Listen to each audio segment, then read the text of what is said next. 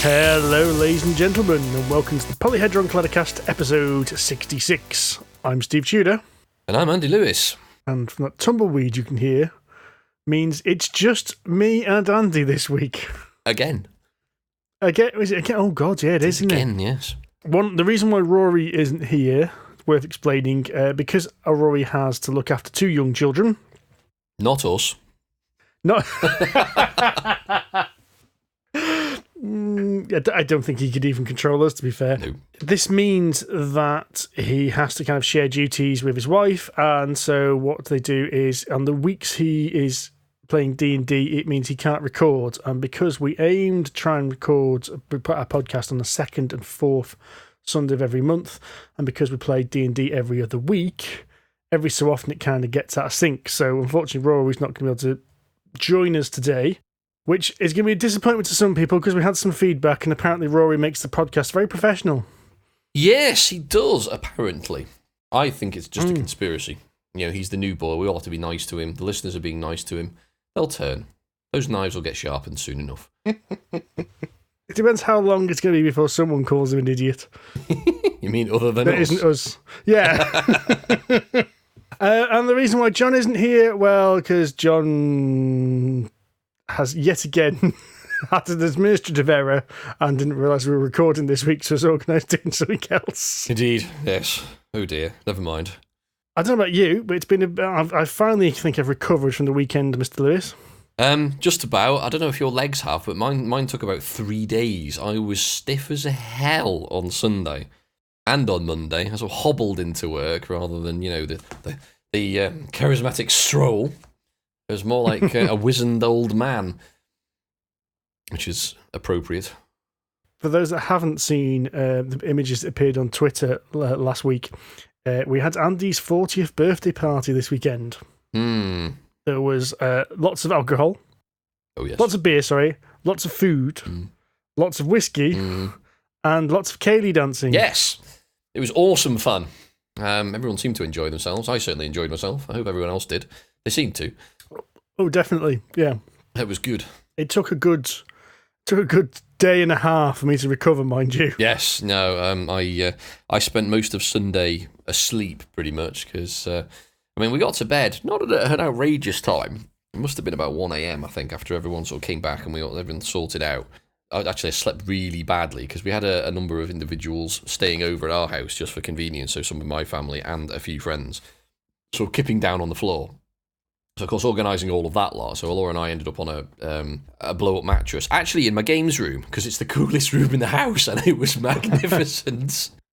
Smoothly done, sir. Yes, smoothly indeed. Done. The problem is it got actually a little too cold. The problem is it's also next to the room where the cats sit. And at about 4 o'clock in the morning, they decide, I'm hungry, I want my breakfast, and don't stop crying. So Laura had to get up and go in there and actually sort of sleep in that room to shut them up so they didn't wake everybody else in the house up. So between the two of us, I think we got about 3 hours sleep. Oh, I was absolutely banjaxed, as you would say. I didn't sleep particularly well, and I think it's part of why. I've got to the point now where if I have any reasonable amount of alcohol in my system, I just don't sleep. I don't know what it is. And we're staying in a hotel, and I can't tell if it was because of the hotel bed being like as stiff as a morgue, or whether I'd actually had too much whiskey. No such thing. But I wake up with pain in my back, and I'm like, is that back pain because of the bed, or is that my kidneys finally giving in? Yeah, funnily enough, I woke up with back pain as well. I'm blaming the air mattress, but maybe it is because we are now old.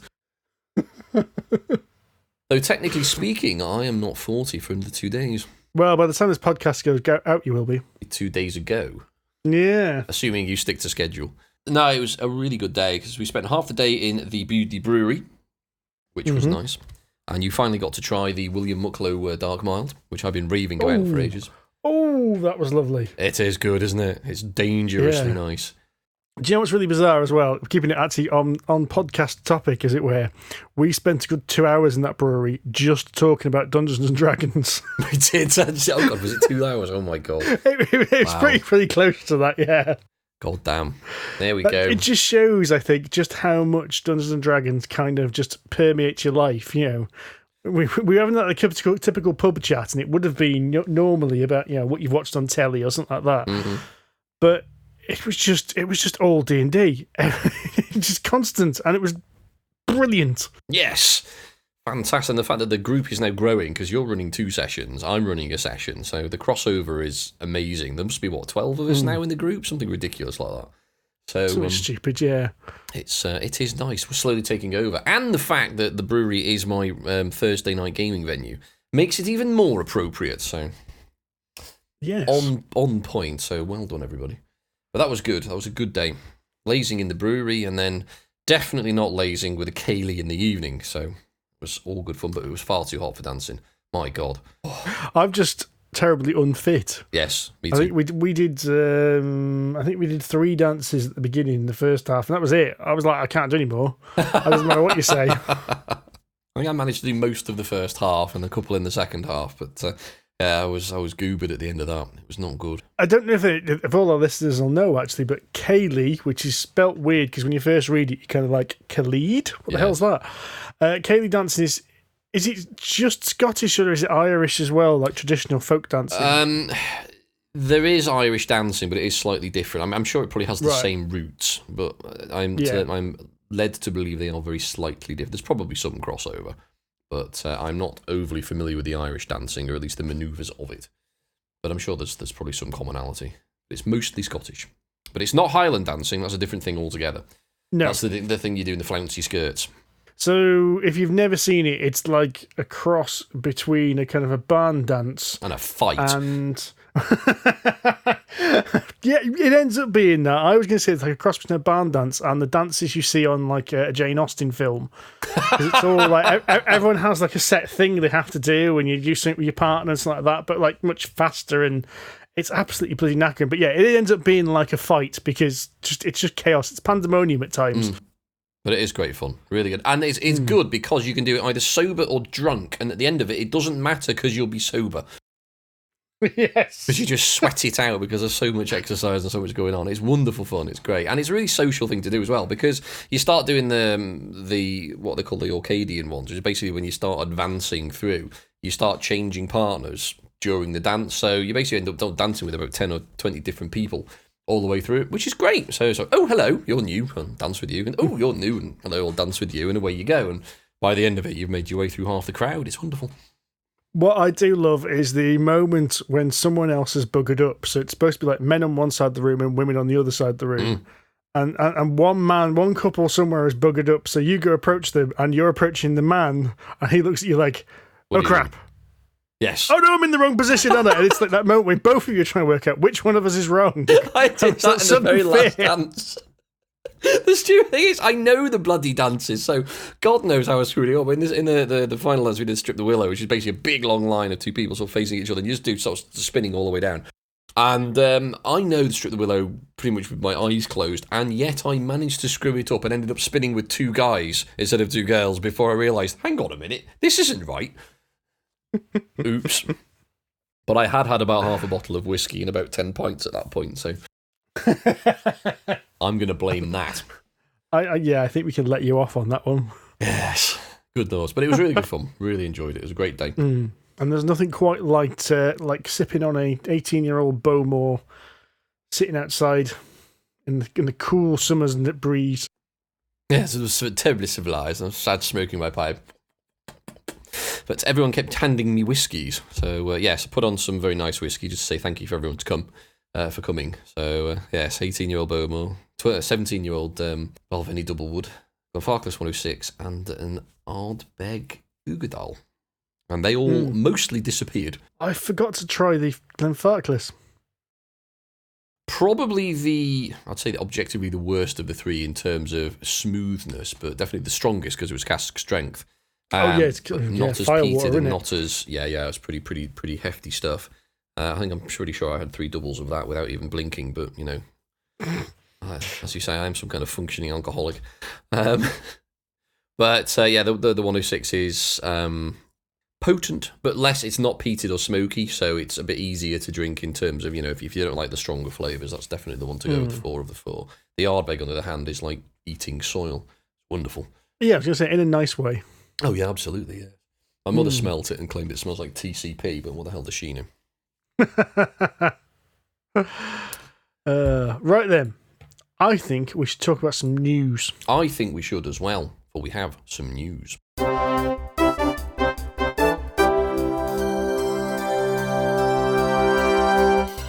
We begin with an announcement by CMON. Well, I say is it CMON because apparently is it CMON or is it CMON? I thought it was CMON. Well, I've not heard this. Apparently, there's been a little bit of a push from the company, previously called Cool Mini or Not, that it is actually pronounced come on. As in, come on! It's a bit aggressive. I assume so, yeah. I think it's supposed to be like, come on, let's play some games. I see, okay. So it's come on or seaman, either one. Seaman, it's not seaman. Something else. So, yeah. They've announced, something which is a little bit weird, I must admit. It's called Teberu. And it's basically a digital board game system. What this is basically a stonking great big massive tablet as your board, miniatures with some kind of RFID technology or other identifying technology in the base of them, and then players will have an iPad or a tablet of their own. And the idea is you should be able to play almost any game on this system. Interesting. It's definitely pushing the boundaries of what I call a board game, because it lacks a board.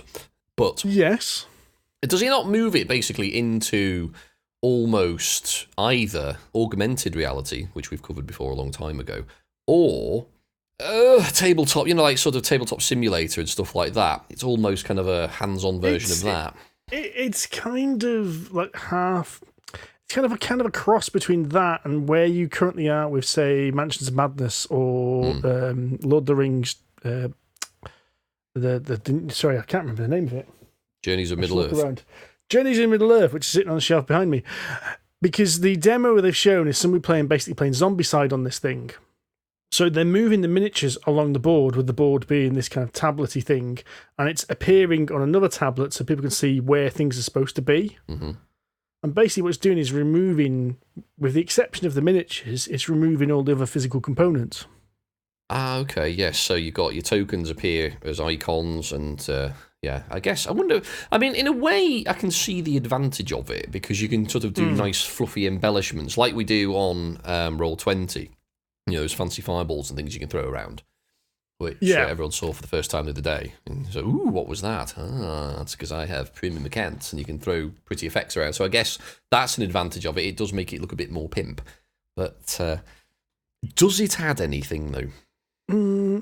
Well, in theory, it should be like a universal gaming system. So you buy the miniatures, or maybe even use your own miniatures by putting these little ID tags in.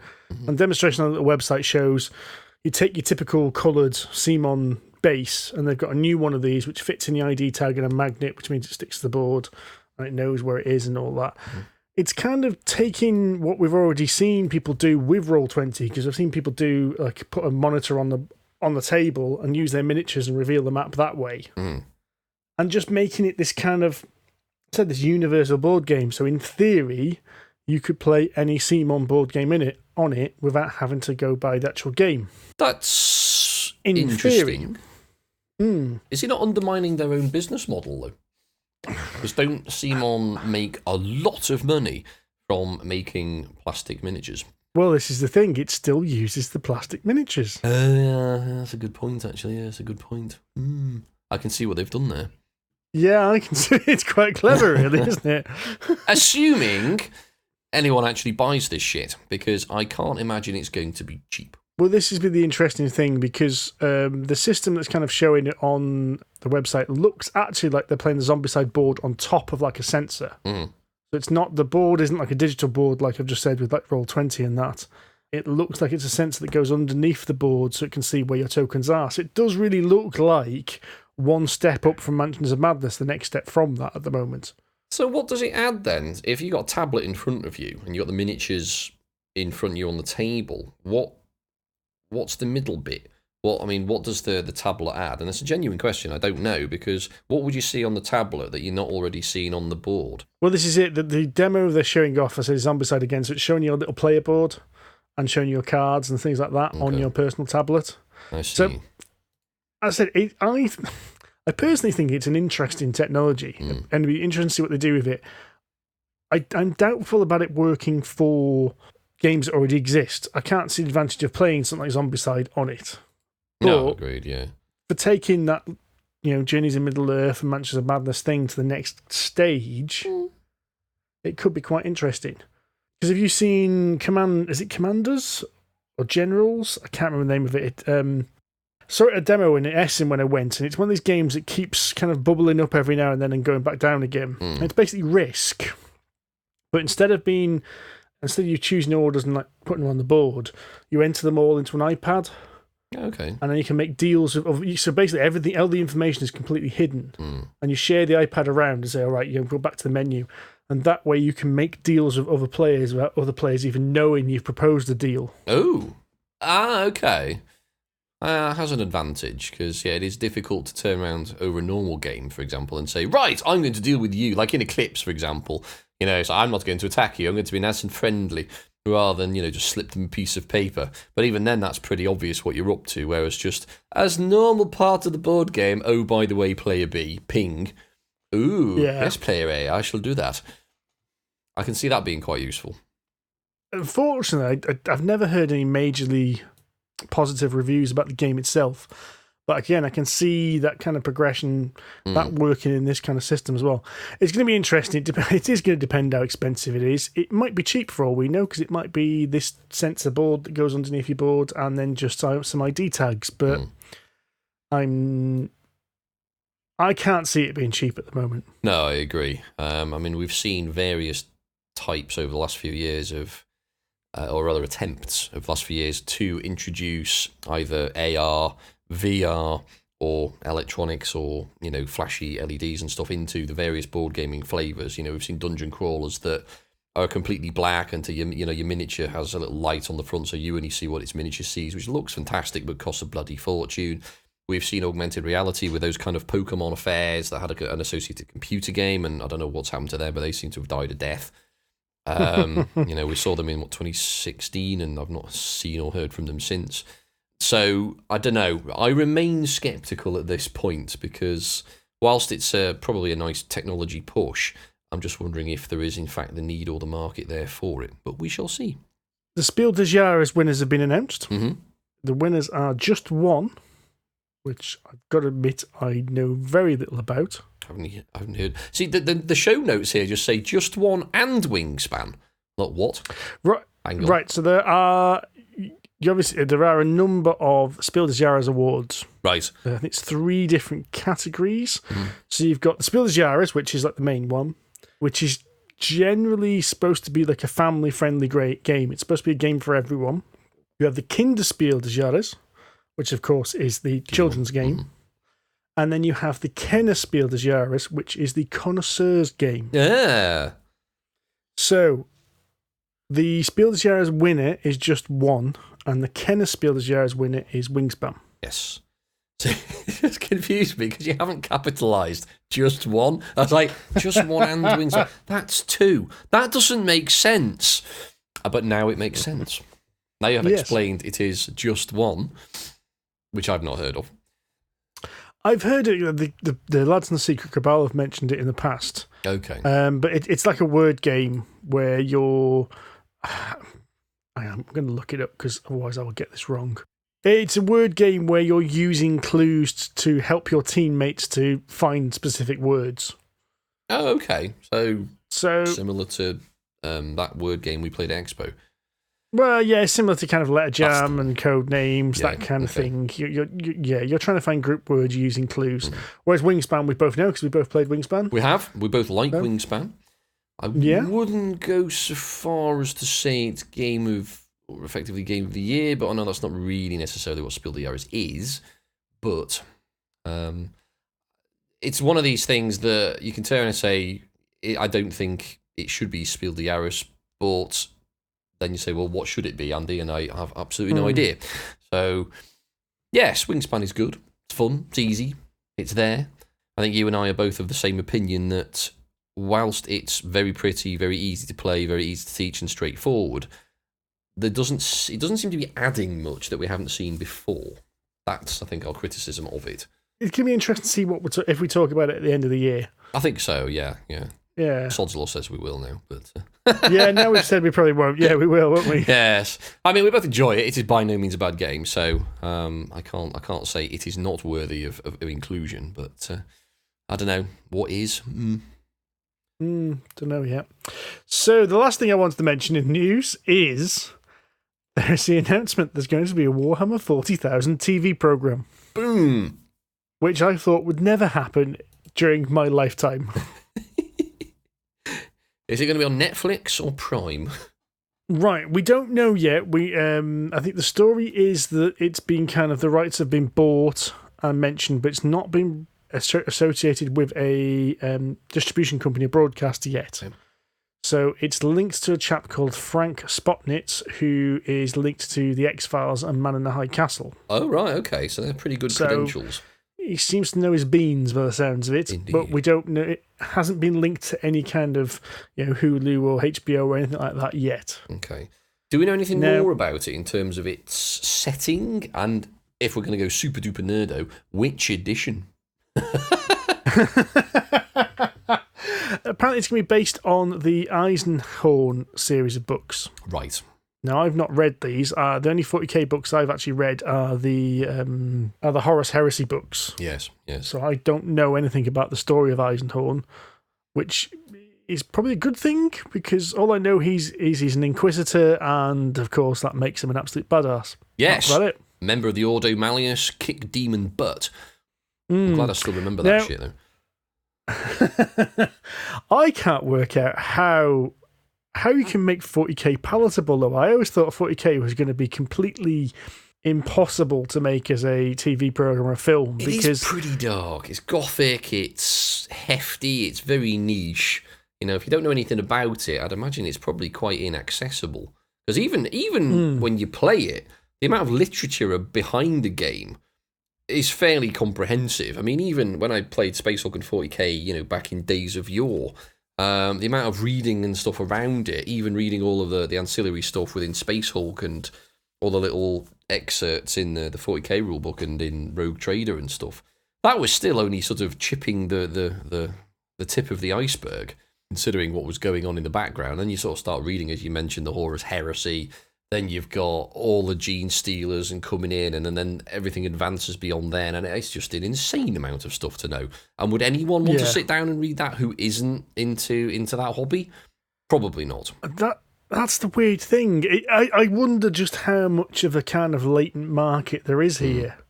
I wonder how many people grew up playing 40k or whatever when they were teenagers, and will then, when this comes out, go, whoa, hang on, a TV program involving Space Marines, I'm all over that. Maybe that's what they're heading for, the sort of late 30s, early 40-somethings that what we are, we've got fat and lazy and can't be asked doing anything on Tuesday night now, so let's just ping some 40k on and see what happens and live up a bit of nostalgia. Maybe it's that, I don't know. Well, I'm looking forward to seeing what it is, yes. And whatever network that is on, I will be buying a subscription to it because I want to see that bad boy. I can see it being either amazingly awesome for those in the hobby or shit, to be honest. I don't think it's going to be either. It's not going to be the middle ground. I think it's going to be, oh my god, this is bloody awful. Or I think they'll try and do they'll obviously try and do a good job. No one sets out to do a bad job unless your name's Uwe Boll. But I can't see it being this sort of dodgy middle ground. Don't know. I just have one wish, that they get bolt guns right. Yes, Stormbolters. Did you ever play the Space Marine video game? Yeah. The one that came about probably about 10 years ago now. No. It's like a third-person shooter, so it's like an over-the-shoulder shooter. Oh, yes, I've got it.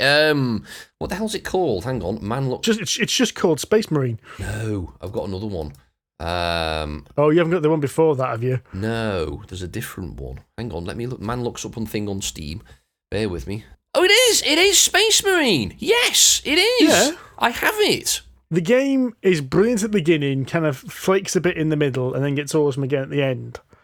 But the first time you fire that bolt gun, it feels like a bolt gun should. Too many animations when you see things like, too many things seem to want to show them as like machine guns. You want to show them as like automatic weapons, like, but it's not. It's got this bang, bang, bang. It's proper bang. Explosion, explosion, explosion. It's like, yes, this is it. This is what I want. Yes, because I mean, basically, if you remember rightly, or if I remember rightly, the bolt gun is essentially kind of a handheld missile launcher. Because each projectile is like a miniature missile, like a big bullet, but obviously a lot more potent. The way it's described from what I remember, this was a very long time ago, this is like 20-odd years ago now, because we are that old, is that it fires, and the projectile essentially just ignites at the back, fires it really quickly forwards, and obviously then explodes on impact. Hence it's, some kind of armor-piercing, armor-destroying bolt, rather than just like a rapid-fire assault cannon, for example. Although being on the receiving end of an assault cannon, if I remember rightly, was never a pleasant thing either. But no. Right, that's enough nostalgia about bolt guns and assault cannons. Let's talk about some games we've been playing. Yes. No, we actually haven't played that much, have we? No. I think we've been too busy with drinking and partying and sweating. But we did play, whilst on the subject of partying. A few weeks ago, I was at our friend Richard's 50th, and I was introduced to an outdoor game. A very straightforward outdoor game, and I thought, ooh, this is bloody good fun. So I went and bought a copy, and I introduced it to everyone at the Ceilidh as well. And this is the game Molkky. Or Molkky, I'd imagine it's probably more pronounced. If I give it some kind of Swedish or Scandinavian persuasion. It is an outdoor game. Basically, there are 13 bits of wood in it, and that's it. Very straightforward. You have 12 lumps of wood, which are a slight angle on the top, numbered 1 to 12, and a stick with what you chuck at them. And when you throw the stick at the other sticks, then if you hit a single stick, you score its value.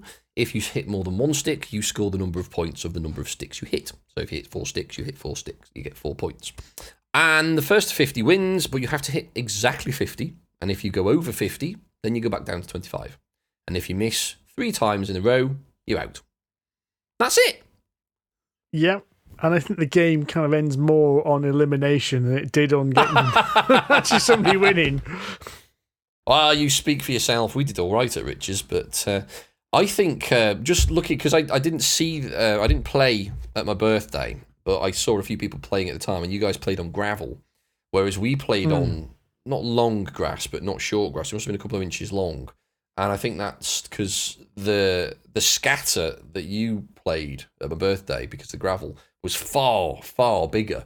So when you hit them, the stick scattered further, which obviously makes them harder to hit because you're going to throw the stick further. Whereas on grass, they don't bounce as far. So you get, they all then sort of fairly huddled together.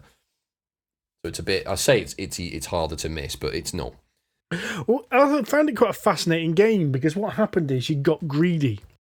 Because at the beginning of the round, you're just like throwing at as many sticks as you can, which means you're trying to get 5 or 6. 6 was a respectable score at the beginning. Mm-hmm.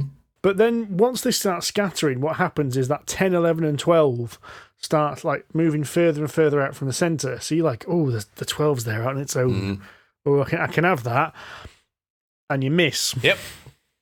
Or what happens is someone hits the 12 and then moves it even further away from the rest of them. Yes. Which then becomes this dilemma, right? Do I go for the safe shot of getting 5 or 6 that are closely bunched? Do I go for that one out there all the way on its own? And like time and time again, everyone went for that one out on its own and missed completely. Yeah, it's very good like that. It does make you make... There are actually the all-important, difficult and meaningful decision within the game. There is, yeah. It's really quite good like that. And one thing we found that was relatively common, because obviously they're all numbered 1 to 12, so statistically they're all going to be relatively evenly scattered after a few chucks, is that you'll quite often find the one you want to go for, like a 10 or 11, is next to something like a 1 or a 2, or even just another peg. So you run the risk of scoring 8, 9, 10, 12 points, or scoring 2 points, because they're next to each other. So unless you're really precise, you end up scoring 2, which is rubbish. Or you can adopt the daisy cutter approach I did and just spaz the wood, spin it like a daisy cutter, and just hit like 4 or 5 pegs every time, or get a little over exuberant and miss them all. Just throw it completely over the top. Yay. Yeah, because it's weird because you're not throwing like a boule or a ball or something. And boules is kind of like the closest it feels like, I thought, but like cross between balls and skittles, isn't it?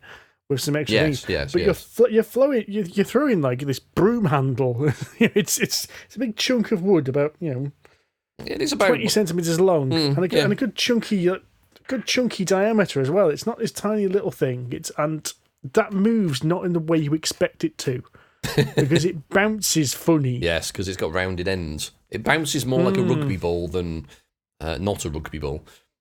Because of the points, it just goes boing, and you're expecting it to either roll or just stop, but it doesn't. Yes, it sort of bounces off in a funny angle, especially if you're playing on a. Most of the time, you'll play on an uneven surface, so goodness knows what will happen. But that makes for the fun times.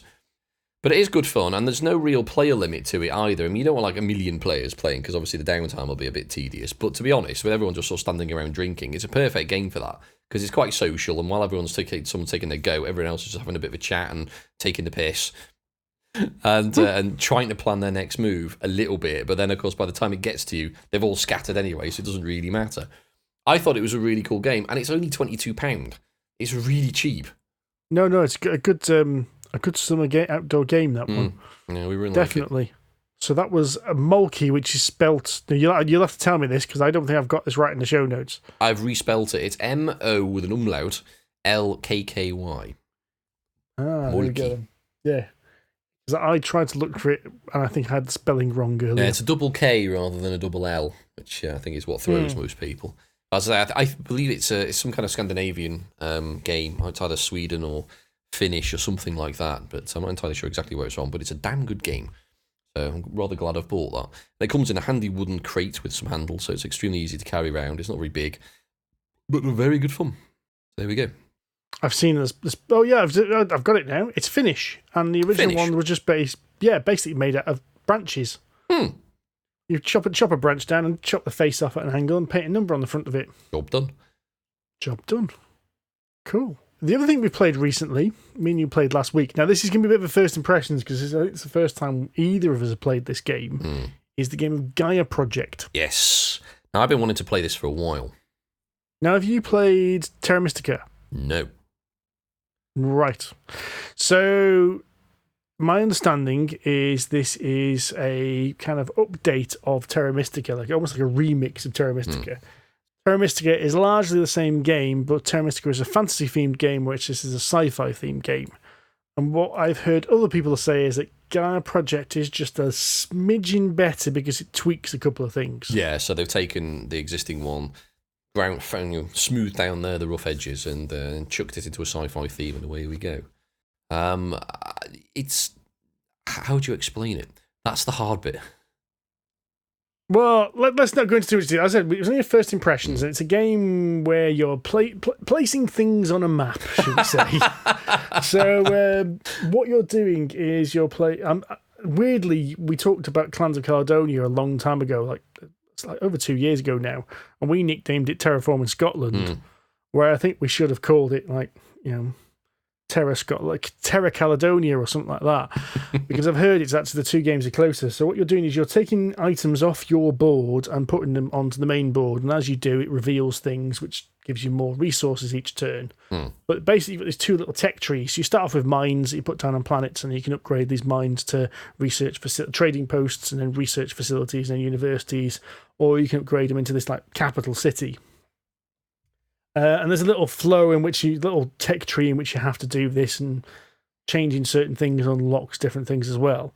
You've also got your typical kind of Twilight Imperium / Eclipse tech tree. So you can spend points to research stuff, which you put further up these tech trees, which again gives you more resources. It gives you the ability to travel further, which I think is the one that stuck both of us near the beginning, and allows you to advance some of your terraforming, your Gaia project technology. And what you're trying to do is each turn there is a different bonus point system. It's a system which you might get bonus points for putting a mine down this turn, or you might get points for making putting space a Gaia university project down, or making Space University. And at the end of the game, there's 2 main point scoring things. So it was like whoever had the biggest capital, wasn't it? The biggest, I forgot, economic capital was the name of it? Oh, the Federation. Federation, sorry, that's the term.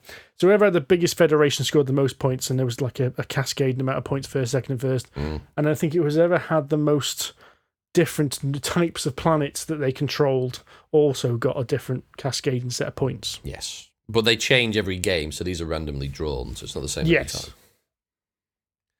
time. Yeah, and it took us a while for us all to sort of think about how it clicked.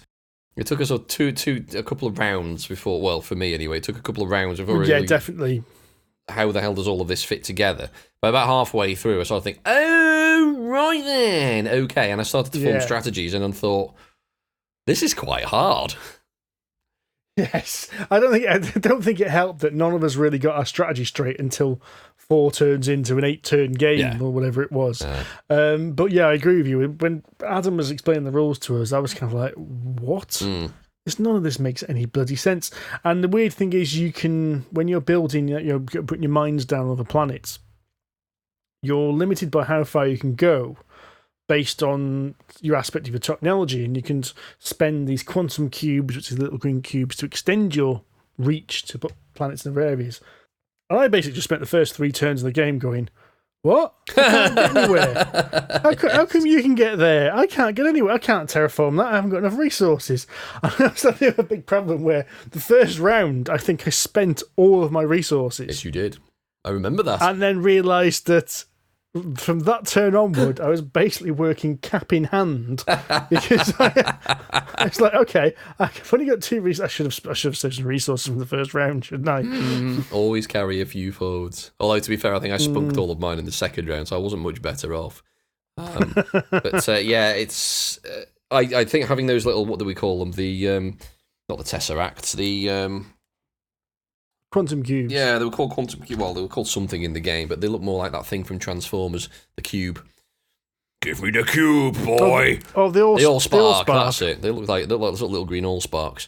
But they, as you say, they could advance your range. So I sort of pointed to Teberu and Steve, just spend your Allspark and go on that planet because you can afford that. Oh yeah. By which time I'd started to build a mighty federation in the corner of the map. But it was interesting, actually, as you said. There was something like 6 or 7 tech trees, almost like the temples in Tzolk'in or something like that you advance up them more and more and more. And it felt a little bit more like the Tzolk'in tracks than a tech tree like in Eclipse and TI4, didn't it? Yeah, totally. Yeah. And it seems that basically you have to kind of commit to 1 or 2 of them. There's no way you'll be able to get up all of them. Obviously, it was only our first game, so I'm sure we'd get better if we played it again. I got to the top of one of them. I think you were near the top of another one. I think Adam got to near the top of a different one. And it was interesting to see the effect it all has, because essentially mine gave me huge terraforming abilities. So basically made terraforming cheap for me. So as soon as I got near any kind of planet within range, I just went and put down a load of mines for pretty much next to nothing. Adam spent his on, and he was basically producing energy, wasn't it? So you can use this weird cyclical energy mechanic that you can assign a bunch of these little tokens around this 3-stage reactor almost, that you can spend them, they get depleted, and then you can spend some time or points or whatever to move them around, and then you can spend them again eventually. So Adam got to the point where he was essentially recycling something like 8 of these things every turn. So he could spend these, and they were essentially almost like a universal resource, basically. So you could assign them to either Allspark or money or knowledge or ore, which was one of the big resources, obviously. So that gave him quite a lot of flexibility, I thought. What did you spend it all on? Because that was the Terrans special ability was their Gaia Project, basically. Oh, that's right, yes. So I decided I would spend it on that because it meant I had more Gaia Projects to use, and it cost me less energy to use them each time. So I basically realised that I could do the terraforming stuff, the Gaia Project stuff, without spending anywhere near as much resource as anyone else. That's right, I remember now. So I just basically played to the strengths of the race I had. I realised that that's their special ability, right? So let's plough all my research to make that special ability even more special, basically. which worked quite well. It did, yeah, because, I mean, you converted like 3 or 4 of those sort of special funky purple planets. And, you know, I was, you know, Adam and I was still sort of scrabbling around to try and colonise one of them. So, yeah, you definitely took advantage of that. I think my race's special ability just basically started with a bit more ore than everyone else, but because I took the terraforming tech, because I was producing so much ore, it made it ludicrously cheap to just stick pretty much any building down I wanted to, which was quite nice. I would say I completely thought about all of that all of the way through the game. It'd be a lie, but I could say that. Yeah, I'll believe you. Totally. But I mean, explaining it, as you said, when I don't explain this, you just think, how the hell does all of this fit together? But it's lots of little bits that come together to form what I thought was actually really, really good little game. I say little, quite a big game. Not as big as Eclipse, both physically and in terms of length, but definitely tighter. Yeah. Which was definitely nice. I agree with you there. And in many ways, I actually slightly prefer it. If I'm honest, I don't think it was long enough, but then again, it was our first game.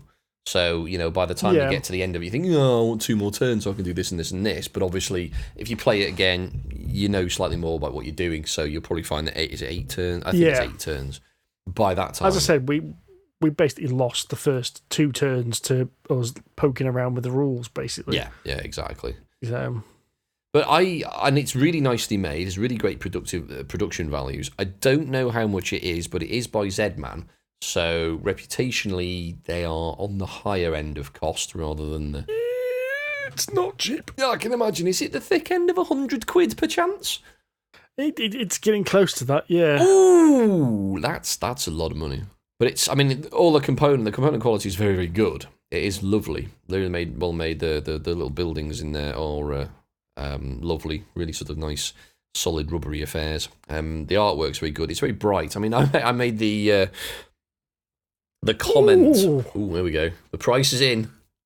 Yeah, the price is in. It's gone RRP. Oh, hang on. No, you can generally get it for about 80 to 100 quid. Ouch!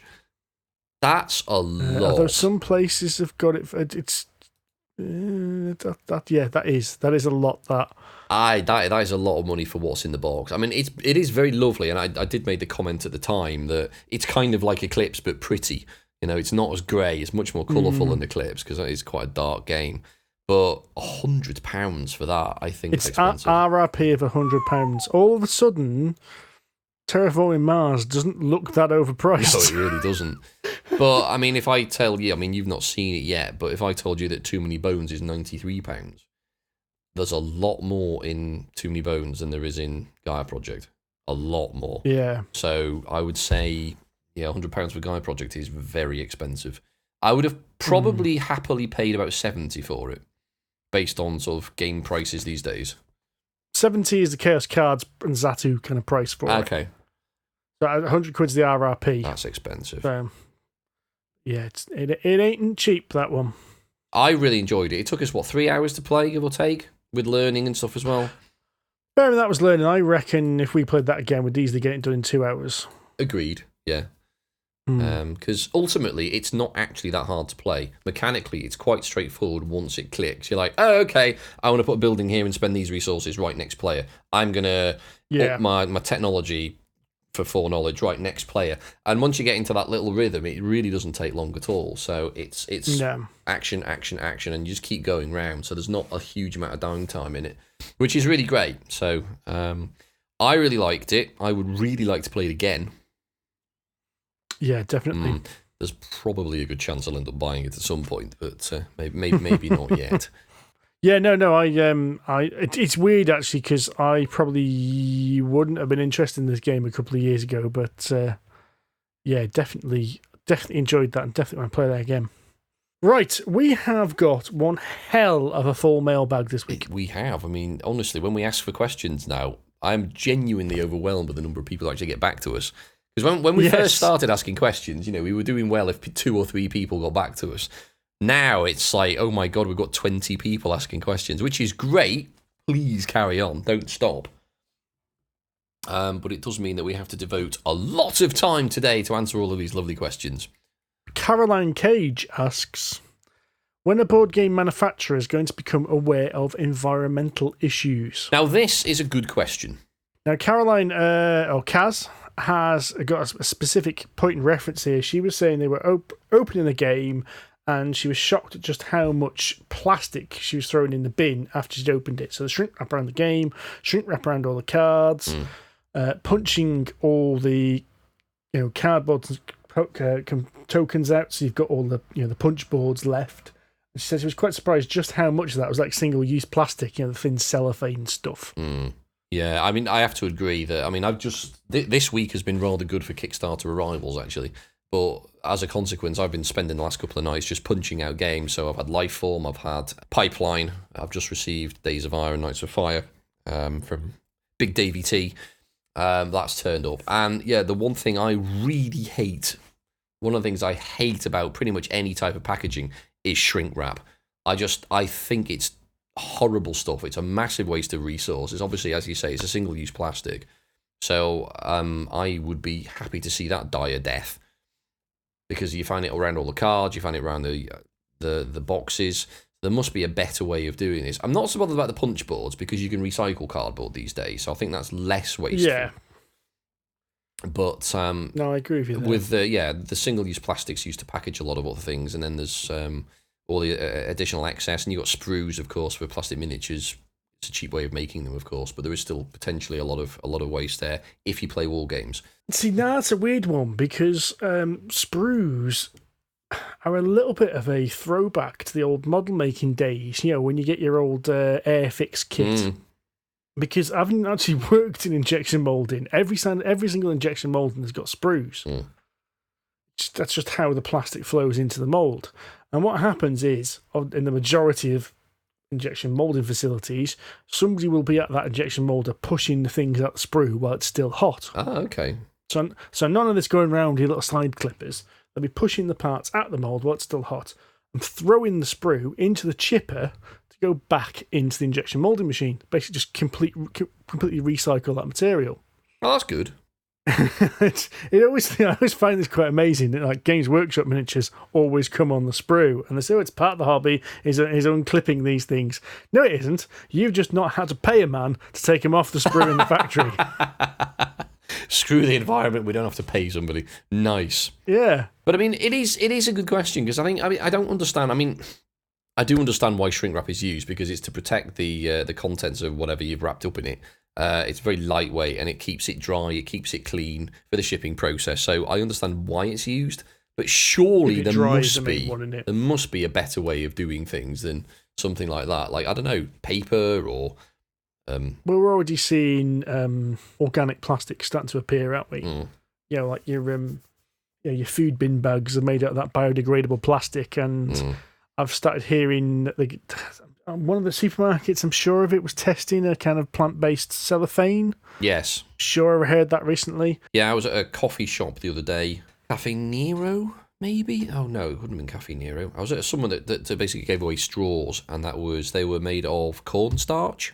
Okay, They looked like plastic, but it turns out it was cornstarch, apparently. So I tried to eat it, but that didn't go down well.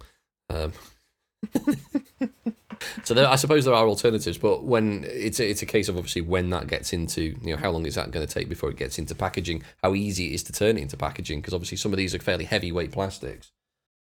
And the other thing is, how long is it going to last as well? Because I can see kind of like food, because food has a shelf life itself. Yes. Having this, this cornstarch plastic. But when you get to like a board game box, which is almost designed to sit, it's designed to sit in a crate as it goes across, the seas from China to Europe or America or whatever, and then it could be sitting in that box for 2, 3, 4, 5 years. Yes, that's true. And it's supposed to protect the game for that amount of time. So I'm intrigued as to whether it will hold up or whether the slightest bit of moisture is just going to. Yes, and the whole thing's up. And we know what moisture does to board games, don't we, Steve? Especially we Games do. of Thrones and pints of beer. We do indeed. Interestingly, I also know what condensation does to board games as well, an unrelated matter. Oh, really? What's happened? Well, it ends up that in my old flat, the end walls had a bit of a problem with condensation, and I actually had all the board games against those end walls. Now, there was a Billy bookcase separating them from the wall, but it did mean they were basically next to a wet wall. And when I moved out, when we moved out of the old flat, I moved these Billy bookcases out of the way, and the wall was just black. Oh. It's like, oh, and I had a superficial look at the board games that I could find, because by this time I'd already packed everything away, and everything looked generally okay, but I can't remember which game it is. It's the TV show one, The Networks. Oh, right, yeah. Yeah, so I opened that to play the other week, and the box looks fine, but took the game out, and everything had warped. Oh, and I mean everything, to the point where you put down the table, you could spin every single component. Yeah, I've noticed actually heat does that, especially in this kind of weather. If you're playing outside, for example, because we've got a table on our deck, playing outside, you've got a player board. After about 20 minutes in the sun, it warps upwards because it dries out, and then you get the same effect. Yeah. You've got to kind of spend it there a while, just sort of bending it backwards very gently. But it does put me off. And the same happened with cards as well. They just dry out very slightly. They don't become brittle. It's just, a little bit drier. So always play board games indoors. We'll come on to that in a minute, actually. Yes. Mr. John Cage. He may not be here in physically, but he is here in spirit. Has asked, what constitutes value for money for you guys? Lots of components or something else? And that is another good question. The cages are on fire tonight. Constitutes value for money. I mean, I've got to admit, bling is important. I agree. I mean, as you said, the heft test. Mm-hmm. You pick up, say, Gaia Project, and you give it a bit of a weight. You go, does that feel like £100 worth of game in there? Do I feel like I'm getting £100 worth of components? Or do you get something like, funnily enough, another Z-Man game? You get something like Pandemic Cthulhu, and you open it and you heft it and you go, well, what's in here? What's it's in candy floss? Yeah. Because it doesn't feel like there's any weight in this. It's a candy, just packing peanuts. And I remember, because I recently bought Pandemic Cthulhu, and I remember you and John talking about it when we first reviewed it. And you open the lid and you think, where the hell is the rest of it? Is there something missing? You pull out the insert, is it all underneath? And you think, I've been robbed. So, I mean, I don't necessarily think millions of components necessarily means value for money, but it does give you the sense that, yes, I am actually getting quite a bit for my money, physically at least. Yeah. I mean, you've mentioned it already, but I mean, the prime example of this is something like Terraforming Mars, which I think pretty much everybody will turn around and say it's overpriced for what you get in the box. The component quality isn't great for the price. I mean, the RRP is something like £67, something like that. So it's in that region, yeah. You can get it for around 50 if you hunt about these days. But even then, I still think it's not worth that, considering it's literally just a bunch of coloured plastic cubes and a couple of decks of cards and a board and not much else. A couple of punch boards, and that's it. I think it's very overpriced for what it is. Now, the proponents of the game will turn around and say, well, I've played it loads, it's a really great game, we can't stop playing it, ergo it's good value for money. And I don't agree with that point of view, but I can't disagree with it either. I can see where they're coming from, I mean, would I, if I... you bought a DVD for £15, watch it 6 times, it's definitely better value than going to the cinema, for example. Or, you buy your car, you use your car a lot, is it value for money? Yeah. But I think there's a middle ground somewhere in there, for me personally at least, that yes, we like pimp, we like bling, but I mean, it's a subjective thing. Yeah. That's the problem with this, because what I could consider value for money, you could tell me, Andy, actually, I don't agree with you. Yeah, no, I agree with you there, because there's that balance, isn't it? There's the value for money where are you getting enough plays out of it to say you've played it enough to get your money's worth out of it, and then there's that cost value thing of, well, hang on, I feel like I've been shortchanged with the price of components. Now, the argument will always be, well, you're not just paying for the components, you're paying for the development of the game, and you're paying for artwork and graphic design, that kind of thing. And I'm not disagreeing that you're not paying for those things, but every single game has to have that as well. Yes, that's the thing. That's something which should be happening on every game. It's not something in complete isolation, that. That said, I mean, you could look at something like Brass, where I mean, you and I will both agree that the artwork in Brass is beautiful and really does add to the theme of the game. So in that way, you are getting value for money. But I mean, it's quite obvious that also a lot of the money that went into the development of that game definitely went into the iron clay poker chips that basically form the currency of the game. Because to be honest, there isn't actually that much left in the box. Once you take those iron clays out, it's a bunch of just punch card tokens that are used to move your canals and stuff around, and a deck of cards, and that's about it. Well, here's the weird thing. I mean, actually, you come up with a perfect example there, because remember, that's the second edition of Brass. Brass. And the first version is a lot uglier. Yes, I've seen it. It is pretty. It does. Yeah, it's got it's like a welder's bench in a way. But I mean, to be honest, I mean, I paid for the Kickstarter version certainly. I paid £40 for each of those versions, so the Lancashire one and the Birmingham one, which, to be honest, I consider an absolute steal. Yes, for what you get in the box. And I say that deliberately because it is beautiful. It's well made. There's a lot of stuff in the box, and it is a really good game. Now, we've mentioned that do you get plays out of a game? Now, we certainly a lot of us in the hobby, because we have more than 10 games, we're also fighting against the time it takes to get these games to the table, how often you get to the games to the table, because you've got lots and lots of games you want to play, you don't get around to playing them again, so you've got to take that into account. So I'm more swayed by the quality of the content and the volume of the content of a game than I am by the number of times I'll end up playing it in the next 12 months, for example. Because I know full well that I've got games downstairs that are in my collection I've not played for a year and a half. But it doesn't make them bad games, and it doesn't make them bad value for money, because I haven't got enough time to play all of my games in my collection. You know, I could sit down every day for the next 3 years and not play all of my games if I played one game a day. Yeah. So I think that has to be taken into account as well. But ultimately, for me, bling and tons of shit. Yeah. Which is why things like Gloomhaven, Gloomhaven like over £100. It feels like proper value for money. Gloomhaven does. We've just talked about Gaia Project. Gaia Project is an RRP of £100. I think Gloomhaven is an RRP of like 140. 140, yeah. Now I picked up mine for 110. But yes, it's 140 RRP. But it's worth it because there's tons in the box. And it feels like you're getting more of your value for money for Gloomhaven. It is. Definitely, compared to something like Gaia Project. It is a lot of money, but you do get a lot for it. It's the same as Too Many Bones. It's 93 quid, but you get so much in the box. It's totally worth it, and it's really nice component quality. Whereas at the other end of the scale, you have things like, and we've already mentioned, Pandemic Cthulhu. The component quality is okay, but I don't think it's anything special, and there's not much of it. But then there's things like Grim Forest, which we've wailed on a few times, because it's overproduced.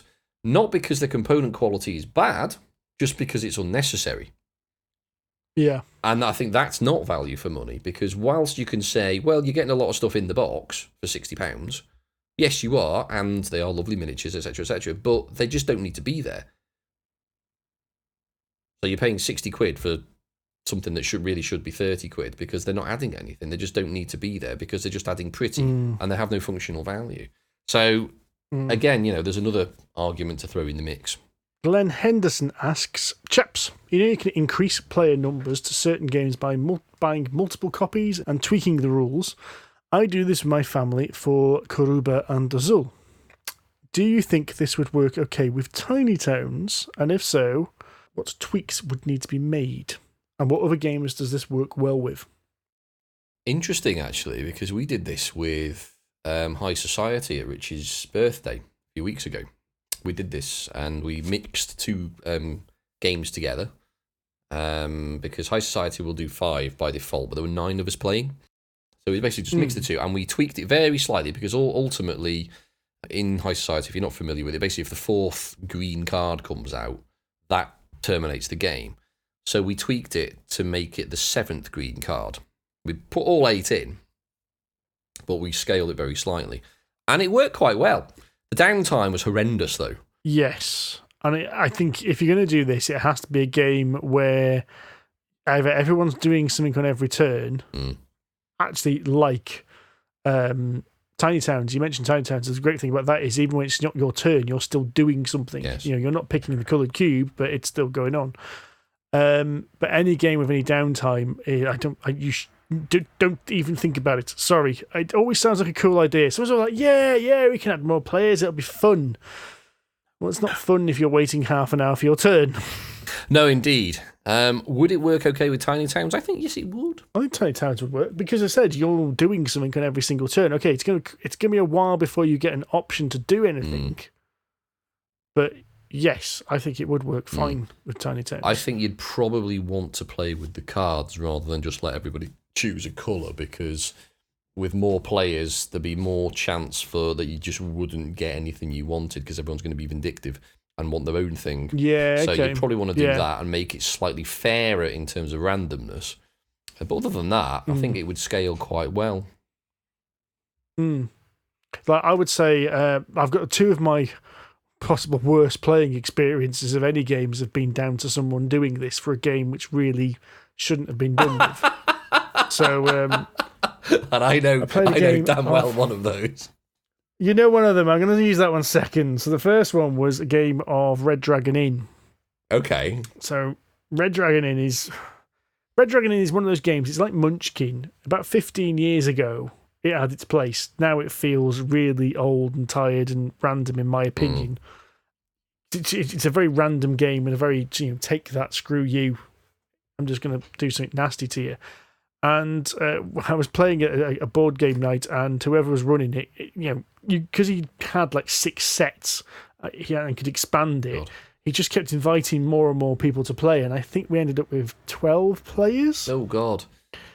Which meant that what was happening is when it wasn't people's turns, they'd start having a conversation with the person next to them because they all had to go round and everyone take their actions, kind of thing.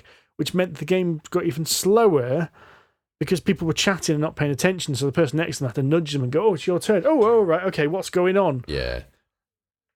And it just dragged and dragged and dragged. And for the very same reason, I think we played a 10-player game of Talisman. I think that's all you need to say, to be honest. I think that's all you need to say. A game which is slow and excruciating with 4 people is glacial with 10. Yes. Say no more. Capricorn TM asks, what is your opinion on print and play? I find a fascinating vehicle of transmitting quickly a game and allowing people to get creative at building.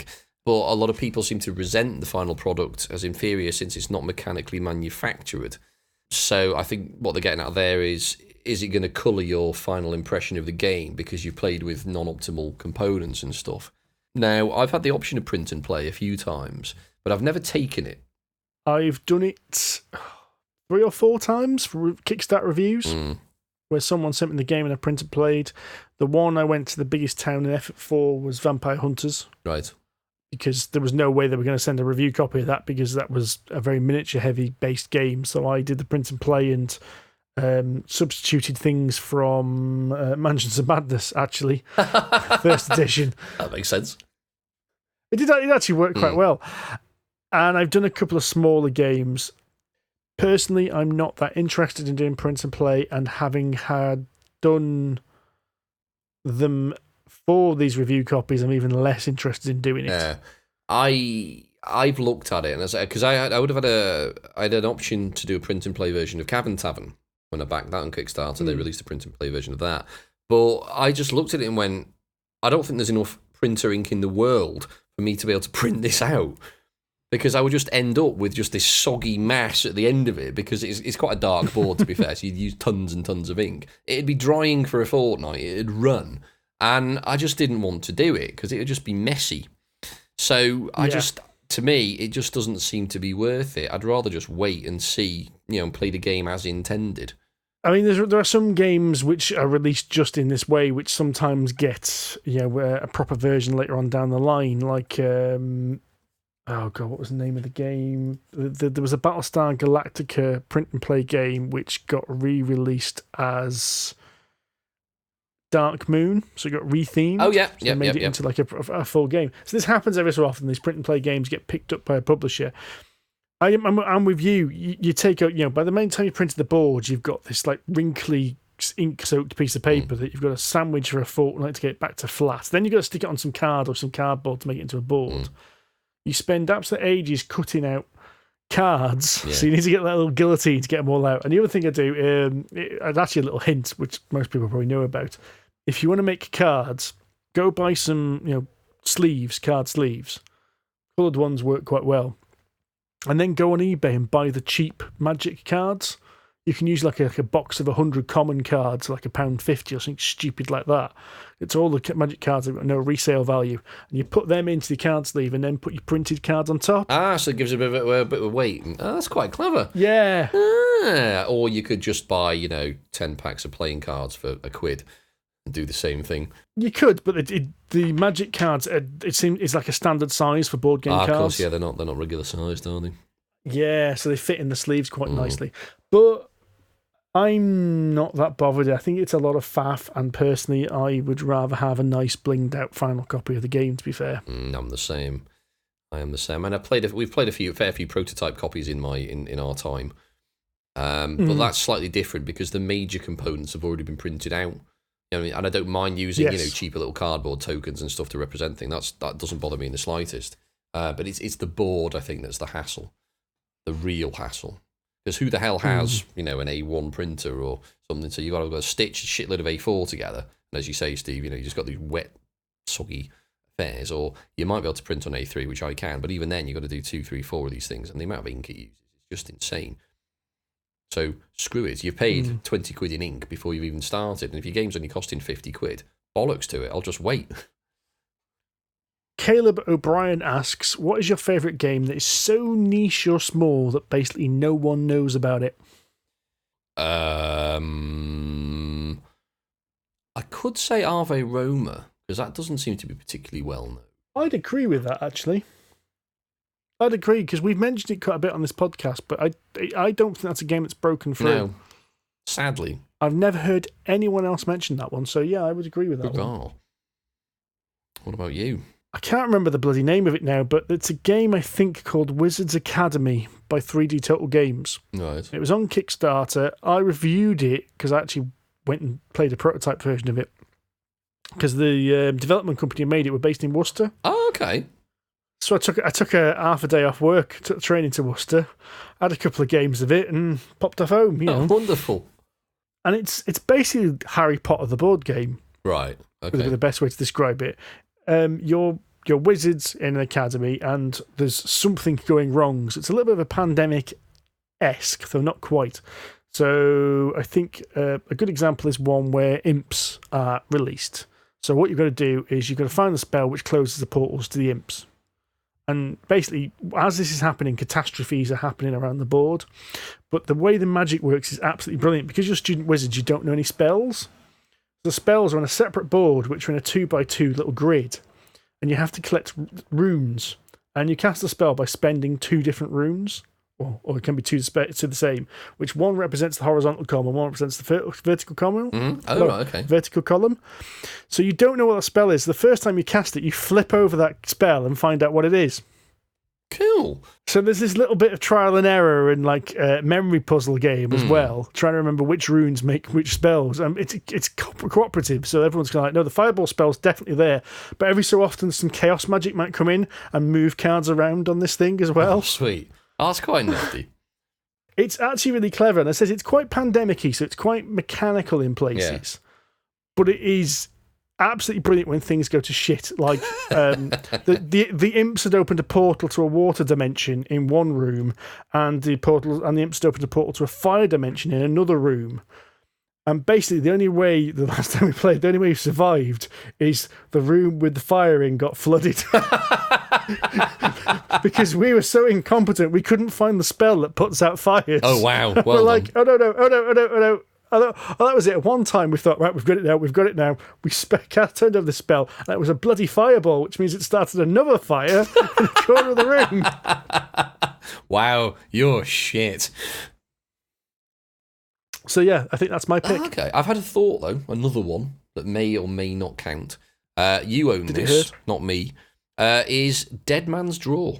Yes. I don't know that's Mayday Games. Yeah, I don't know how popular it is because I don't know anyone who's heard of it. or who's played it other than us. So, and it's just small. It's a deck of cards. That's it. And it is brilliant. It's absolutely brilliant, that game. It's like 5 minutes a game. Absolutely belting game, that is. Yeah. And Game of Trains, maybe, although we keep popularising that, so it's going to get more and more popular. And there's about 10 people I know that have bought it because of this podcast, which is nice. Yes. Yeah, if you'd asked that 2 years ago, I would have said Game of Trains, but I think everyone who listens to this podcast now knows about Game of Trains. Hopefully owns it as well. Yeah. Poppleshiba asks, we've kind of covered this already, but any thoughts on the Spiel des Jahres and Kinderspiel des Jahres awards? Good choice. Why? Would we have chosen otherwise? And why? Again, we have covered this already earlier on. Wingspan won it. I can't say it's not worthy of it, but I don't. I think Wingspan. I mean, Detective. I preferred Detective, which is one of the nominees. I thought that was a more interesting and more original game. But I can understand that the Kennerspiel and the Spiel des Jahres are about games for a particular market, and I think Wingspan fits that market spot on. Yes. So I actually think Wingspan is the right choice for the Kennerspiel des Jahres. And I can't comment on just one because I've not played it. No. So, Dave, well, I'm going to call him by his nickname, Spiky Dave, because he's a friend of ours, asks, given all the best people are having birthdays at the moment, because apparently it's Spiky Dave's birthday as well. Happy birthday, Dave. What is the best game-related thing you've ever received as a present? Ooh. Now. That is a good question. I have to go back to the dark ages for this thing. Go on. And say that the best gaming-related present I ever received was Hero Quest. Awesome. Yes. Okay. Because I think it was either a birthday present or Christmas present, because they're in the same week for me. And it kicked off all of this nonsense, basically. So I would say that's the best present possibly I ever had, with the exception of my Kindle. Oh, yes, of course. I have received, I'm going to say 2 things. Both from Alora, actually. One of which was the board game Tolkien, which is one of my super-duper top games ever. I really, really love it, even though I'm shit at it. But for my birthday this year, she decorated my birthday cake with sort of icing, sort of flat projections of D20s, and also covered it in jelly D20s and various other sort of polyhedrons, which were also edible jellies as well. So that was awesome. So there we go, 2 things there. But mostly Tolkien. Mark Cook. We know him from Aircon. He's the big lad. 2 questions. If they build the future circular collider, will you change the name of the podcast? No. I can't think of a shitty pun which goes with a future circular collider. No. And the future circular collider is 4 times the size of the Large Hadron Collider. If they could, if they could do it, will you increase the number of podcast hosts to 12? Surely that would be 16, actually, Mr. Cook. I know you've tried to be clever there, but there's 4 of us now, so your maths doesn't work. Very true. So I'm going to decline to answer that on the grounds that it's a shit question, and Mr. Cook should go back into his corner and think about what he's done. Can you imagine the pandemonium? There'd be 16 posts on this podcast. God. We wouldn't get a word in edgeways. It's hard enough now. Secret Cabal are getting close to that number now, I noticed. Just keep swapping them in. They keep swapping them in, so it's only ever like 3 of them at a time now. And I think that's a clever idea, that. Yeah, you'd have to have a tag team system. Yeah. So, Simon Milburn asks, which game gives you the best component enjoyment ratio? For example, for him, it's either Cockroach Poker or Skull. But it could be a big game for you. So Cockroach Poker is basically just deck of cards, and Skull, I've not played this game. But have you not played Skull? It's basically a set of beer mats. It is, yeah. Skull's brilliant. It's a kind of a bidding game. It's almost like, what the hell's it called? 3-card brag, almost. very similar if you've played Brag. So basically the idea is you've got a bunch of these beer mats in front of you. It's a kind of if you've played Grim Fandango, it's all about that type of sort of artwork where they're all sort of South American, that type of artwork. The Mexican candied skulls or whatever. Yeah, it's that kind of style. I've probably just insulted every single Mexican alive, not knowing exactly what the term is. I do apologise. It's that kind of artwork. It's beautiful. It's really, really pretty, but it is basically just beer mats. And you have 4 of them to start with. Each player has 4, but one of them is a bad one, and there's 3 good ones. And the idea is you basically put one down in front of you, and everyone else does that. You keep going round until someone decides, right, I'm going to have a go, that I can essentially turn over a number that they'll announce without hitting a bad one. But you have to turn your own one over first, like your entire deck over first. So, for example, if there's 4 of us, we've all put sort of 2 down, I'll say, right, I'm going to say 4. So then there might be a bid to my left, 5. And then 6, and obviously you get to a point where you go, there's no chance you're going to be able to do that. Go for it. So it's basically a liar's dice kind of thing. Same sort of idea. That's it. And then you basically just turn them over, but you get to choose which deck and which pile you want to turn over and which cards, but you start with your own deck. And that's it. If you get it wrong, you lose one of your cards at random. If you get it right, the person who you can basically choose, I think either you choose or it's the last person who made a bid, something like that. Gets to lose theirs instead. And that's it. And you basically keep going until the last person stands. It's really straightforward. It's a really good game. Again, I think we're going to come down to something like Game of Trains or Dead Man's Draw, I think, for, quality to enjoyment ratio. I really like High Society, for similar sort of weight and size of games. Yes. I think High Society is a fantastic game. But, I'm going to turn also around and say Too Many Bones, which is like the opposite end of the spectrum. Well, yeah, for the opposite end of the spectrum, I'm going to have to say something like Mechs versus Minions or Gloomhaven for the very simple reason. Do you know what? Actually, I'm going to say something a bit controversial here. I'm going to say X-Wing. Ooh, that's a bit left field. Because although X-Wing can get expensive very quickly because it's basically a miniatures game, so you're drawn into collecting all this crap, I remember playing the game with the starter set and 2 extra ships. The starter set, it's gone up in price now, but I seem to remember when it came out, the starter set was like 25 quid, and you could get individual ships for about a tenner each. So for 30, 40 quid, less than 50 quid, I had a good little game going on, and I definitely played the hell out of those first few ships. Yes. And ironically, I would say I got into tournaments then, you see, so then you are buying them almost to stay on top of the game. You stay on top of the meta, as they say. that phrase. I'm not surprised. I hate the whole concept of it. Not just the phrase, actually. I hate the whole bloody concept of it, that you play the tournament, so you've now got to keep your eye on what everyone else is doing so you can make a list that beats it. The irony is that the people who won the tournaments I were at were the ones who completely ignored the meta and just flew what they thought was cool.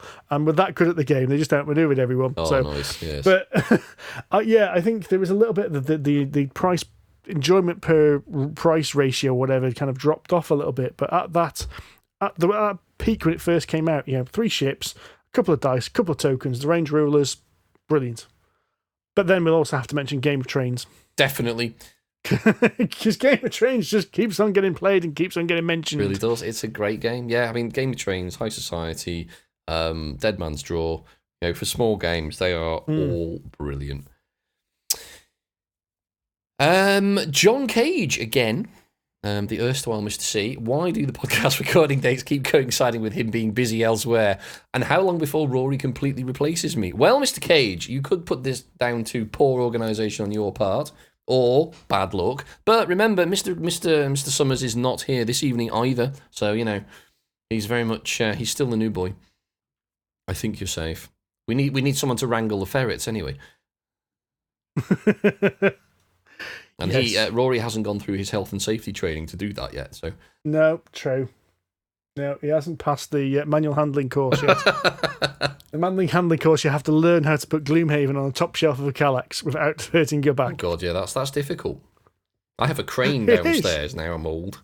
An engine hoist. Yes, exactly. I've got a chain rig. I've got to lift it up. One of those things, you pull a chain for about 600 yards and it raises it 3 inches. That's it, yes. Miles Giddings asks, do you think that large names like Monopoly, Catan and Risk, etc. would still be a successful if they were released in 2019? No. Next question. Okay, we can elaborate on that. I mean, the thing is, Monopoly, obviously, it's old mechanics, it's roll and move. I think we've gone beyond that now. Catan, I think it would probably still do all right. I don't think it would be quite as successful as it was.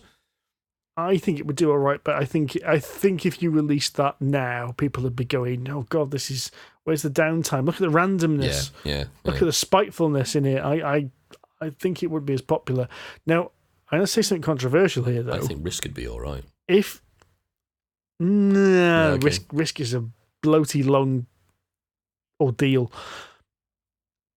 If you release them now as new hobby board games, you go into Essen next month, in a couple of months, or Gen Con in a couple of weeks, and you release these, I think they'd die flat on their ass if you were just bringing out a new game. But you've got to remember that Monopoly and Risk, I'm going to discount Catan from this, are owned by massive companies with massive marketing behind them. True. So if someone like Hasbro or whatever brought out these games now, new, I still think they'd be successful because of the marketing push behind them on the basis that they've been released by these big juggernauts of, bog standard gaming, as it were. The thing is, though, I'm inclined to agree with you for a completely different for a slightly different reason, in the sense that nobody in our hobby would buy Monopoly or Risk. The market's completely different. So, you know what? They could probably release it now and it would still do okay. Partly because of the marketing, as you say, Steve, but because it's a completely different market. You're still aiming it at families. You're still aiming it at casual gamers. You're still aiming it at people who are not hobby board gamers. So that bigger market, you could argue, still exists. So there's no reason why families would not buy it now because they don't know any better. I mean, I must admit, whenever I've introduced some of the games that I've got downstairs to family members who go to visit families, they're all like, "Oh my God, these games are amazing!" Like, can we play your games, Andy? Because Monopoly shit. I think it genuinely is ignorance in the nicest possible way. That people just simply don't know any better. So they will go to Woolworths or the equivalent these days and buy, we've got a family game, let's play Monopoly, let's play Cluedo, let's play, whatever it is, Trivial Pursuit. Because they simply don't know any better. They're simple to pick up, they're simple to teach, they're simple to play. Which is easy, when you're playing, with great Auntie Mavis after Sunday lunch. Easy peasy. Whereas, if you slam down Twilight Imperium, I'd be all over it, but, Grandma would be sceptical at best. Yes. Sceptical. Andrew Pitajek. I'm sorry. I do apologise. Pitajekiv. Andrew asks. Wow, we are linguistic geniuses. Sorry, Andrew. What would be the best board game to play outside in the summer sun? Again, so Steve said we'd answer something like this later on, and here we are. It's almost like you're prophetic. Or that I wrote the show notes. Or we read the show notes, yes. We were prepared. I know it's a dexterity game rather than a board game, but we mentioned Molkky earlier. We absolutely love that. So anything that's kind of like that kind of game, I think goes well down outside. I actually think a lot of the small games we've mentioned earlier work reasonably well. So something like High Society, because you don't have to. It's anything that doesn't require a board or keeping cards down. Yeah. Because invariably there'll be a breeze and you'll lose everything. Yes. You don't want to play anything with lots of bits and lots of singular cards. Whereas, as you say, High Society is great because you hold your cards in your hand. The ones you played sit on a little deck at the bottom and they were completely unused after that. So it doesn't really matter if they get messed up, which is fine. Yeah. And weirdly, because there's not actually that many cards out, I remember the first time me and Amanda went on a cruise, so it's quite a while ago because before we got married, we actually took Magic the Gathering with us and played a load of that. And I actually worked. It was some nice, simple starter sets. We weren't doing anything complicated, but that worked really well because it doesn't actually take up much table space, and you can sit across from each other. It's a nice two-player game, and we also took Carcassonne and not Dixit, Quirkle. Oh yeah. Quirkle's a good one because they're nice, heavy wooden pieces, so they don't get budged by the breeze. Excellent. Another one that I found has worked well. Now I can't remember the name of the exact name of the game, but it was a storytelling game. Okay. Again, it falls into the same kind of thing. It wasn't a game where you lay cards out. We were actually sitting around like a fire pit playing it because you didn't need to show people the cards in front of everyone on a table. You could just read from the cards in your hand. Okay, that's useful. That worked really well because number one, it was a storytelling thing because we were all sitting around the fire telling stories.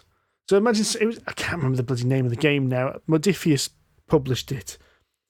But it's a bit like Dixit. Right, okay. So it relies on you saying things rather than showing things. Okay, interesting. That would work. That worked really well. Yeah, I mean, you just had enough to like have lean into the fire a little bit and just get enough fire on it so you can see what was on the card and then go, okay.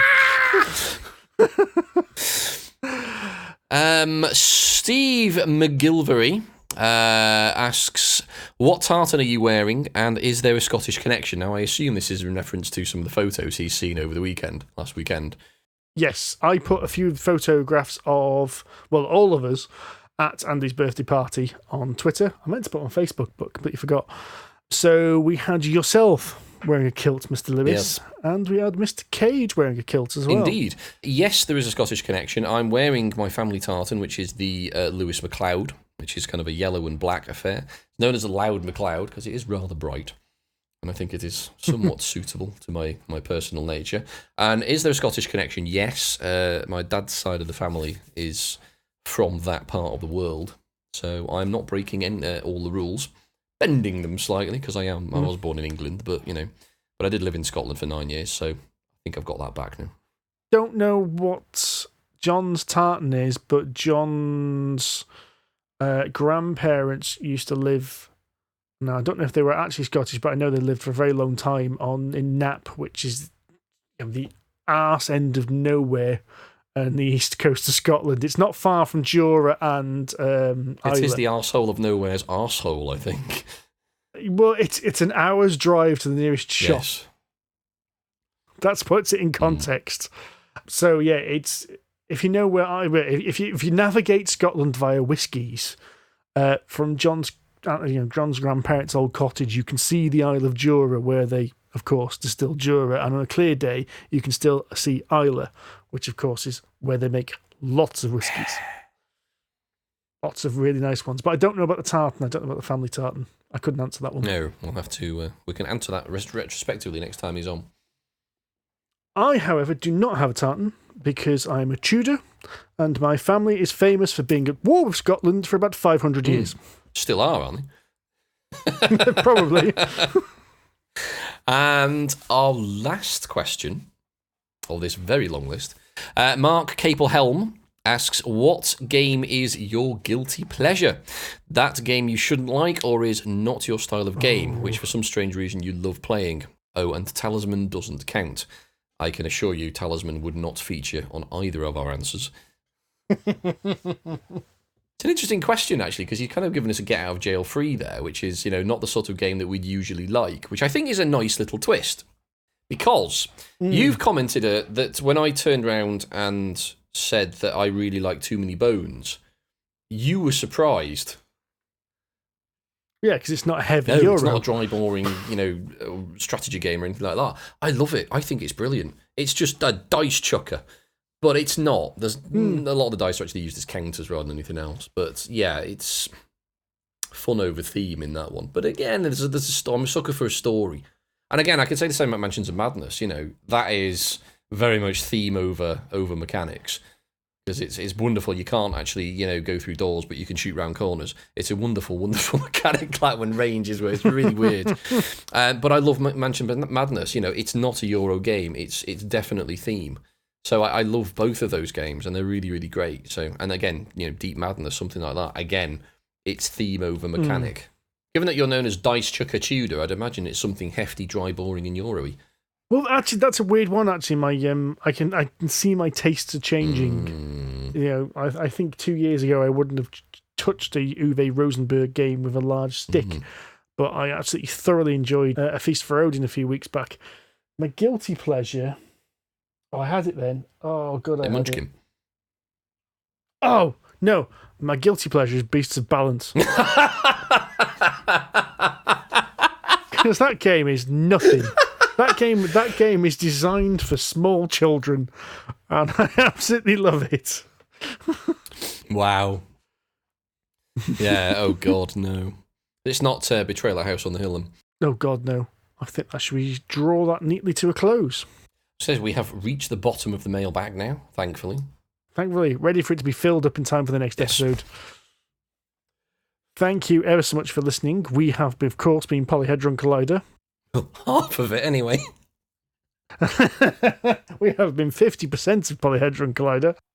If you'd like to give us a review on iTunes or Stitcher or share us with your friends, we much appreciate it. You can chat with us on Twitter.